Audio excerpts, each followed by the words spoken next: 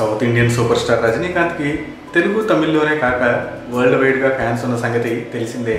ఇక క్రికెటర్గా ధోనీకున్న నేమ్ అండ్ ఫేమ్ గురించి కొత్తగా చెప్పాల్సిన అవసరం లేదు. చాలా కాలం తర్వాత తన ఫేవరెట్ స్టార్ రజనీని ధోనీ కలిశాడు. Dhoni biopic M S Dhoni the untold story movie ప్రమోషన్లో భాగంగా చెన్నైకి వచ్చిన ధోనీ తలైవర్ని కలిశాడు.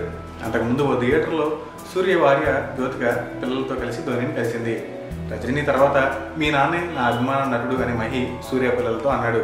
మీకు రజనీ డైలాగ్స్ వచ్చా అని సూర్య పిల్లలు అడిగితే నిలబడి చెప్తే గౌరవంగా ఉంటుందని నిలబడి ఎన్వలి తనీవలి నా దారి రహదారి తమిళ డైలాగ్ రజనీ స్టైల్లో చెప్పి అందరినీ ఆశ్చర్యపరిచాడు ధోనీ. తర్వాత రజనీ అల్లుడు ధనుష్ ఇంట్లో ధోనీ రజనీని కలిశాడు.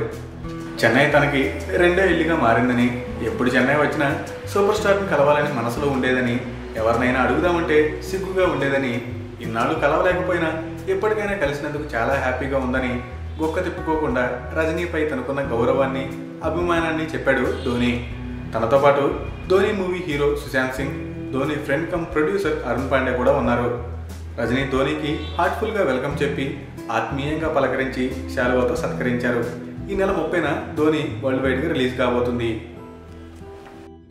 ఫ్రెష్ ఫిల్మ్ అప్డేట్స్ కోసం మా ఆరెంజ్ ఫిల్మ్ న్యూస్ ఛానల్ని సబ్స్క్రైబ్ చేసుకోండి.